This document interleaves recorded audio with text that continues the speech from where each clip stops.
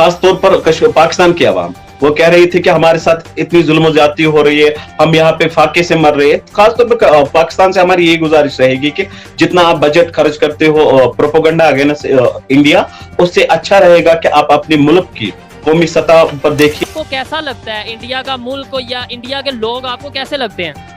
India के लोग तो हमें बिल्कुल अच्छे नहीं लगते, क्योंकि उन्होंने हमारे कश्मीर मुसलमान भाइयों पर बहुत जुल्म किया। उनको ऐसा नहीं करना चाहिए, इस वजह से। इंडिया के लोग अच्छे नहीं लगते? नहीं। आपको कौन बताता है? कहाँ पे आप पढ़ते हो? ये हम खबरों वगैरह में सुनते हैं, हम मदरसे में बताए जाते हैं ये। लेकिन आजकल जो कश्मीर पर जुल्म कर रही है, बहुत अफसोस की बात है। और हम मुसलमान इंडिया में भी तो हमारे जैसी यूथ है, इंडिया में भी हमारे जैसे पॉलिटिशियन। नहीं, आपके जैसी यूथ नहीं है इंडिया में। किसने कह दिया आपके जैसी यूथ है? इंडिया के यूथ जो है उसे आप आईटी के हवाले से देखिए कि आईटी के हवाले से वो कौन से मकाम पर है और आप किस मकाम पे। आप तो टिकटॉकर बने हुए हैं। वो तो बहुत सी इन्वेंशंस कर रहे हैं, नई नई इजादात उनके हाथों में है। ये अब ज्यादा से ज्यादा आपके पास नारा क्या होता है? ला इलाहा इल्लल्लाह। आज इंडिया ना जाने कहां से कहां पहुंचा हुआ है। जी, मैं स्टूडेंट हूँ डेटा साइंस का, आर्टिफिशियल इंटेलिजेंस और सर्टिफिकेशन इन एथिकल हैकिंग में। अभी मैं उसमें पढ़ रहा हूँ और साथ साथ ही पढ़ा भी रहा हूँ बच्चों को।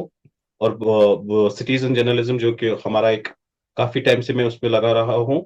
और सबसे बड़ी चीज जो एक्टिविज्म है, पिछले 6-7 साल में मैं इसी के साथ अभी लगा हूँ। और इंशाल्लाह आने वाले वक्त में एक बड़ा सा रेवोल्यूशन आपको कश्मीर में देखने को मिलेगा। Very good. अच्छा उसामा, ये बताइएगा कि इवेंट्स चल रहे हैं आज़ाद कश्मीर में, तो उस हवाले से बताइएगा कि फरवरी का महीना आज़ाद कश्मीर के लिए बहुत ज़्यादा इवेंट्स भरा होता है और बहुत मतलब इवेंट्स करवाए जाते हैं, बहुत प्रोटेस्ट चल रहे होते हैं। 11 फरवरी यौम मकबूल ये मनाया जाता है। इस इवेंट्स को क्यों मनाया जाता है और इस पर क्या क्या किया जा रहा है? कल एक बहुत बड़ा इवेंट हो रहा है आज़ाद कश्मीर में, तो क्या कहना चाहेंगे आप इस बारे में? अच्छा, जैसे मैं इस पे आपका सबसे पहले शुक्रिया अदा करना चाहूँगा कि आप हमेशा यहाँ पे बुलाती हैं और हम अपने भाइयों से बात कर सकें और वहाँ पे अपना पैगाम पहुँचा सकें। असल में जिस तरह ईदें होती हैं दो, तो इसी तरह ये जो 11 फरवरी है, ये जो हम लोग कश्मीरी जो लोग हैं या जो हम पूरे स्टेट ऑफ जम्मू कश्मीर के जो लोग हैं, या फिर मखसूस में अगर इस खित्ते की बात करूँ तो ये यहाँ पे एक ईद के तौर पे मनाया जाता है।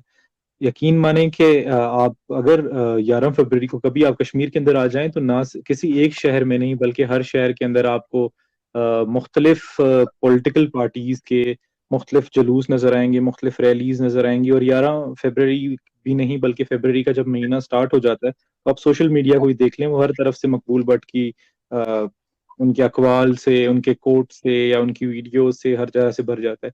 तो बेसिकली एक दोनों साइडों पे एक मौक़िफ़ रहा हमेशा से, या बहुत सारे प्रो पाकिस्तान लोग रहे या प्रो इंडियन लोग रहे, और जो भी अगर कोई जद्दोजहद की भी गई तो वो या फिर पाकिस्तान की सपोर्ट से हुई या फिर हिंदुस्तान की सपोर्ट से, कोई वहाँ पे जो हिंदुस्तानी नैरेटिव को प्रमोट किया गया। इसी तरह एक तीसरा नैरेटिव भी है, वो है इंडिपेंडेंट कश्मीर का नैरेटिव। तो जो इंडिपेंडेंट कश्मीर के मानने वाले जो लोग हैं या इंडिपेंडेंट कश्मीर का नैरेटिव रखने वाले लोग हैं, तो वो मकबूल भट्ट को hero of the nation declare करते हैं, क्योंकि उनकी जो जिद्दोजहद थी वो बिल्कुल भी किसी भी एक भी रियासत के हक में नहीं थी। उनका ये मौक़िफ़ था कि जो कश्मीर की जो जंग है ये कोई मजहबी जंग नहीं है, इसको मजहबी जंग नहीं बनाना चाहिए, ये कौम की जंग है। तो इसको कौमी जंग के तौर पे लड़ना चाहिए और हम सपोर्ट लेंगे, हम हर उस कुव्वत की सपोर्ट लेंगे जो हमारी इस जंग में हमारा साथ देगी, लेकिन बराबरी की बुनियाद पे। हम किसी से ऐसी सपोर्ट नहीं ले सकते कि आपको मेरी आवाज़ आ रही है? जी बिल्कुल आ रही है। अच्छा, हम किसी से ऐसी सपोर्ट नहीं लेंगे कि हम बराबरी की बुनियादों पे ना हो। जिस तरह पाकिस्तान ने बाद में जो गुरिल्ला वॉरफेयर जो हुआ, उसको कंट्रोल करने की कोशिश की, उसको पहले सपोर्ट की और उसके बाद जब उसको अपने जो मकसूद जो उसके नताइज थे वो हासिल कर लिए, तो उसको बिल्कुल टिश्यू की तरह फेंकने की कोशिश की गई। तो बेसिकली ये था कि एक इंडिपेंडेंट एक मूवमेंट चलनी चाहिए, और अगर कश्मीर की आज़ादी लोगों को चाहिए तो उनको बेशक किसी भी जो ऑपरेसर है उसका साथ नहीं देना चाहिए, उनको एक अपनी इंडिपेंडेंट मूवमेंट चलानी चाहिए। तो इस वजह से उनको मारना भी बहुत जाता है। उसके बाद दिल्ली तिहाड़ जेल से उनकी आज तक जो जस्ते खाकी है, जो लाश है, उसको कभी वापस नहीं भेजा गया और दिल्ली तिहाड़ जेल के अंदर ही उसको दफना दिया गया। इसी तरह मकबूल भट्ट की जो मुख्तलिफ उनका जो गाँव है कुपवाड़ा में भी और एक और जगह पे मुजफ्फराबाद में भी उनकी एक कब्र बनाई गई है कि जहाँ पे हम लोग इंतजार कर रहे हैं कि हम हिंदुस्तान से भी ये डिमांड कर रहे हैं कि मकबूल भट्ट का जो जस्ते खाकी है उसको वापस रिटर्न किया जाए ताकि उनको वहाँ पे वापस दफन किया जा सके। और इसी तरह अफजल गुरु शहीद का भी जो 10 जो फरवरी को दिन मनाया जाता है, तो इस हवाले से ये काफी एक जो है ना लंबा इवेंट रहता है। और 5 फरवरी को इस तरह जो प्रो पाकिस्तानी लोग हैं वो इन दिनों को काउंटर करने के लिए या इनकी अहमियत कम करने के लिए एक यौम यकजहती कश्मीर के नाम से आपने देखा होगा एक इस तरह का एक ड्रामेटिक किस्म के इवेंट्स भी होते हैं जो कॉन्सर्ट किस्म की जो तंजीमें होती हैं वो करवाती हैं। स्कूल से बच्चों को निकाला जाता है, सरकारी टीचरों को निकाला जाता है, या फिर कुछ इस तरह की जो मजहबी ऑर्गेनाइजेशन है उनको निकाला जाता है। तो वो इन दिनों को काउंटर करने के लिए वो दिन भी बनाया जाता है। यानी कि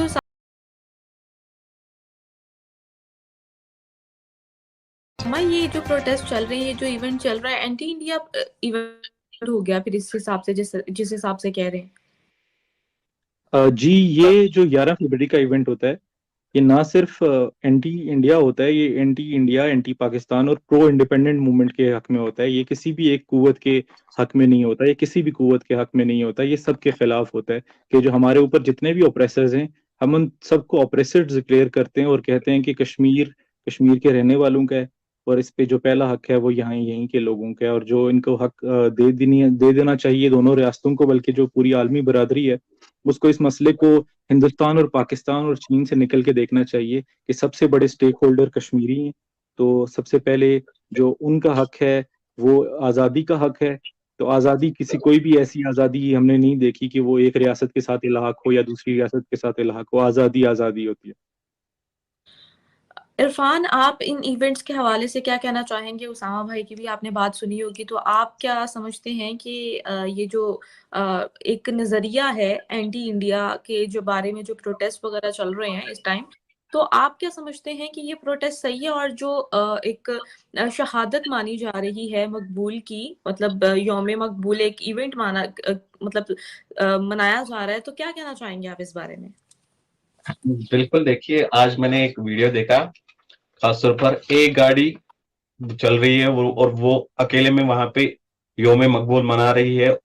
जब मैं घर से निकलता हूँ कम से कम 4-5 गाड़ियां तो हमारे साथ भी होती है। जब हम दोस्त 4-5 कहीं पे खाने के लिए निकलते हैं तो कम से कम गाड़ियां 4-5 होती है। तो जिस तरीके से यौम मकबूल मनाया गया वो तो हमने देखा, तो कितना बड़ा इवेंट था। और दूसरी चीज हमें पता भी नहीं है यौम मकबूल होता क्या है। और सबसे बड़ी चीज भाई को कहना चाहता हूँ कि शहीद का मतलब क्या होता है। हम एक टेरर सिंपैथाइजर को, एक टेररिस्ट को शहीद का दर्जा बिल्कुल भी नहीं दे सकते। आपको पता ही होगा 1989 में मकबूल भट्ट ने कश्मीर में वेपन लाया, जो यहाँ पे लाखों नौजवानों का, मैं कह सकता हूँ, एक कातिल है, जिसने लाखों लोगों को यहाँ जो नौजवानों को कब्र दिखाई, कब्र का रास्ता दिखाया। उनमें यासिन मलिक, मकबूल भट्ट और भी बाकी क्या बोलते हैं उसको, इशफाक मजीद और भी बाकी ऐसे लोग हैं जिन्होंने कश्मीरी नौजवानों को कब्र का रास्ता दिखाया। आप उनको as a freedom fighter declare कर रहे हो। खासतौर पर हाँ, भाई अभी कह रहा था कि आजादी की जरूरत बिल्कुल है, पाकिस्तानी ऑक्युपाइड कश्मीर में आजादी की जरूरत है, क्योंकि वो अभी भी खस्ता हाल में है। वहां पे जरूरी आजादी चाहिए। लेकिन कश्मीर देखिए, अब कश्मीर के हवाले से कश्मीर अभी कितना ज्यादा डेवलप हो रहा है। कश्मीर की डेवलपमेंट की बात की जाए, फिर पाकिस्तान की डेवलपमेंट की भी बात की जाए, जमीन और आसमान का फर्क नजर आता है। और भाई अभी बोल रहे थे कोई शहादत डे, ये डे वो डे, ये घर के क्या बोलते हैं इसको, 4 दीवारों के अंदर ये इवेंट सेलिब्रेट करके सोशल मीडिया पे चढ़ा करके हम इसको कोई डे नहीं मान सकते। और आपको पता ये होगा, इनका काम एक ही रहता है, वो रहता है प्रोपेगेंडा अगेंस्ट इंडिया और जम्मू कश्मीर। इनका हमेशा से काम यही रहा है। और इनका अगर मुझे लगता है अगर ये सारा ये बजट अपने पाकिस्तान में लगाते थे, वहां की डेवलपमेंट में लगाते थे खास तौर पर,